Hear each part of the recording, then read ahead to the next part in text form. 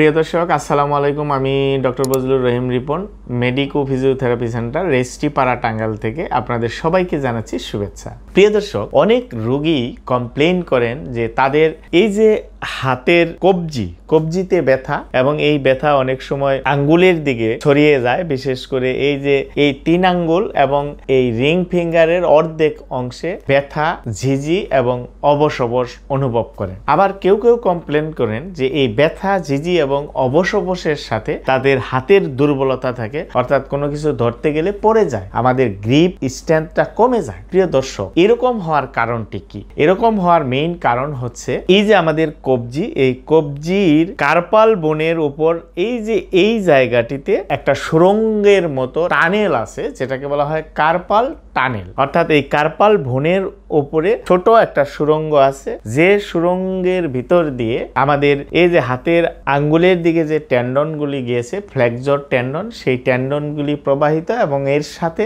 Median nerve, যে nerve আমাদের এই 3টি আঙ্গুল সহ এই আঙ্গুলের অর্ধেক অংশে সাপ্লাই দেয়, সেই নার্ভ এই টানেলের ভিতর দিয়ে চলে গিয়েছে।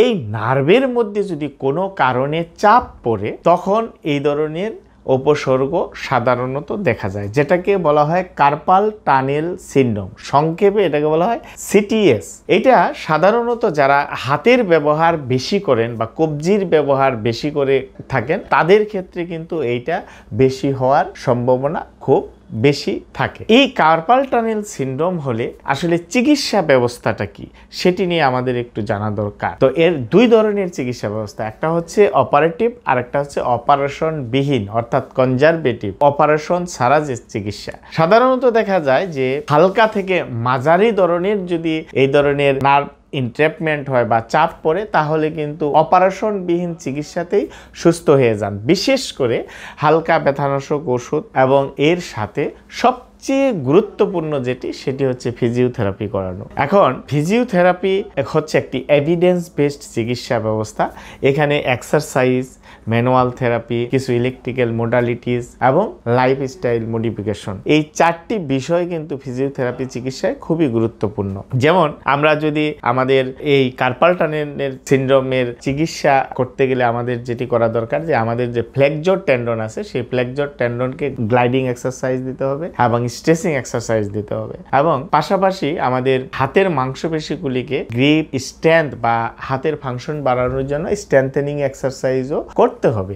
এর সাথে সবচেয়ে ইম্পর্টেন্ট হলো যে আমাদের median nerve gliding exercise. Median nerve gliding এর মাধ্যমে নার্ভের মোবিলিটিকে বাড়ানো হয়, নার্ভের চাপকে রিলিজ করা হয়, ফলে পেইনও কমে যায় এবং ফাংশনও বাড়ে। এবং এর সাথে আমাদের যেটি আরেকটি গুরুত্বপূর্ণ বিষয়, সেটি হচ্ছে আমাদের কার্পাল বোন মোবিলাইজেশন, এবং এখানে মায়োফেশিয়াল রিলিজ টেকনিকও অনেকটা ইফেক্টিভলি কাজ করে। এর সাথে আমাদের যেটা করা খুবই জরুরি, সেটি হচ্ছে যে আমাদের পোশ্চার কারেকশন করতে হবে, অর্থাৎ আমাদের আপার লিম্বের পোশ্চারটাও আমাদের কারেকশন করতে হবে। বিশেষ করে আমরা সার্ভাইকেলের রিটাকশন এক্সারসাইজ এবং স্কেপুলার রিটাকশন এক্সারসাইজ করে আমরা যদি নার্ভের স্ট্রেনটাকে কমিয়ে ফেলতে পারি, তাহলে কিন্তু আমাদের এই ধরনের ব্যথা বা ঝিঝি অনেকাংশে কমে যেতে পারে। এর সাথে আমরা কিছু ইলেকট্রিক্যাল মোডালিটিস, যেমন আল্ট্রাসাউন্ড থেরাপি, পেইন এবং ইনফ্লেমেশন কমাতে বেশ ভালো কার্যকরী ভূমিকা রাখে।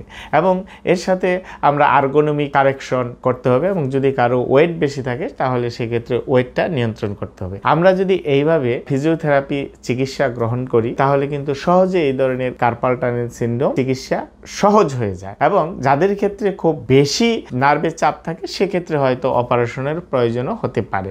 এবং এই ধরনের রোগীদের ক্ষেত্রে রাতের বেলায় কিন্তু ব্যথাটা একটু সাধারণত বেশি বাড়ে, সেক্ষেত্রে আমরা রিস্টকে নিউট্রাল পজিশনে রাখার জন্য স্প্লিন সহায়ক হিসেবে ব্যবহার করতে পারি।